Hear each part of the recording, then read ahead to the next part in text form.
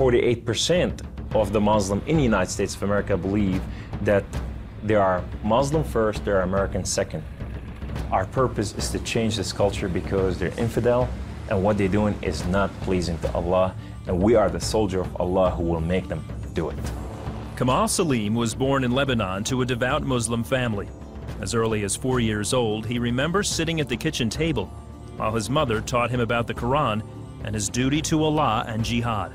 From my childhood, my mom said, one day you'll be a martyr, my son. You will die for the sake of Allah and you will exalt Islam. She said, if you kill a Jew, my son, your hand will light up before the throne of Allah, and the host of heaven will celebrate what you have done. Kamal was 7 when his parents sent him to Muslim training camps to learn to use weapons and engage and kill the enemy. The boys were also taught another, more subtle form of warfare. We were training for what's called culture jihad, which is shifting cultures. Culture jihad is, it's unlike the sword, unlike the rifle, it is the jihad that will come into your world. By his 20s, Kamal was chosen to wage cultural jihad on America. In Islam, liberty, freedom, monarchy, all these are idols, and these must be brought down. So the liberty that you have in the United States of America, it's anti-Islam. So America must be changed. So I moved to the Bible Belt specifically. The Bible Belt was the strongest of strongest. That's where the stout Christians are.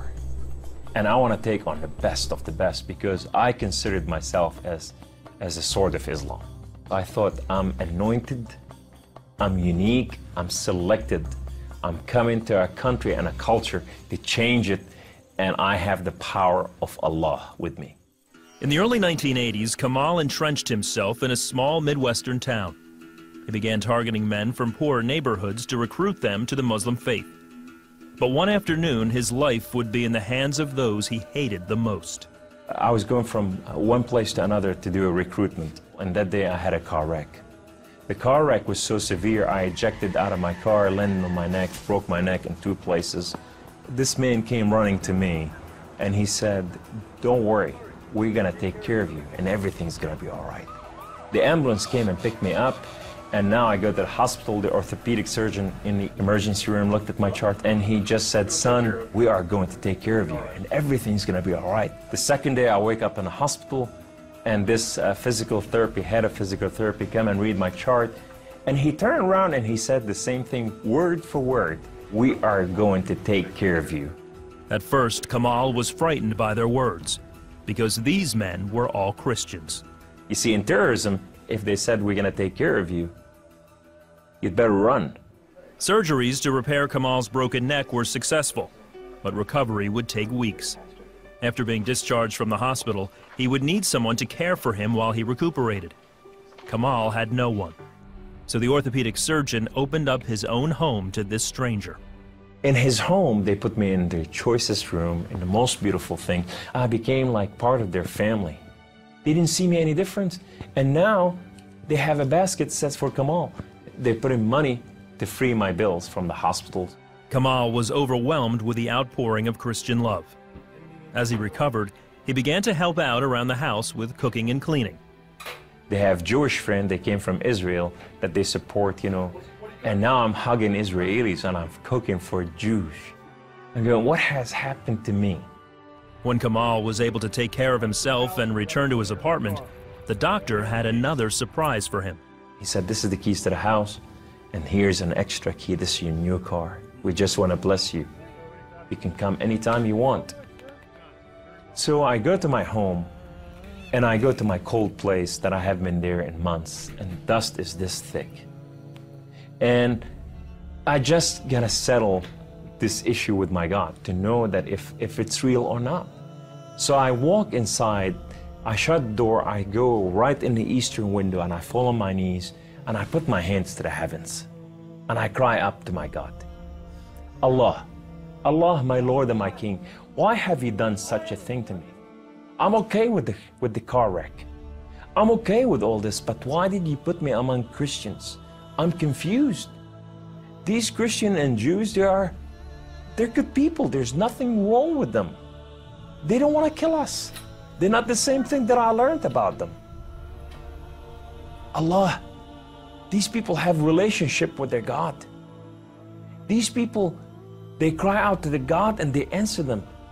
I want to hear your voice. I want to hear you love me. If you're real, speak to me. I want to hear your voice.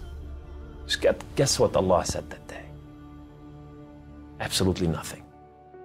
Kamal felt that because he questioned his faith, the honorable thing to do was to end his own life.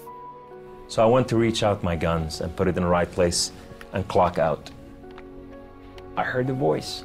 The voice knew me by name. He said, Kamal, Kamal, Kamal, why don't you call on God of Father Abraham and Isaac and Jacob? And now I fell on my knees and I put my hands to the heavens immediately as I heard the voice, and I cried out with every fiber within me, God of Father Abraham, if you are real, would you speak to me? God of Father Abraham, if you are real, I want to know you. Well, God of Father Abraham came to the room, and he filled the room with his glory, and his name was Yahweh. The Lord is one. In his hand, he has holes in his hand. He has holes in his feet. His name is Jesus. I said to him, who are you, my Lord? Who are you? He said, I am that I am. I said, I'm a simple man with a simple mind. What is that supposed to mean? He said, I am the Alpha.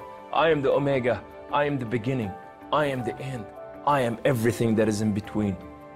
I have known you before I formed the foundation of the earth. I have loved you before I formed you in your mother womb. Rise up. Rise up, Kamal. Kum.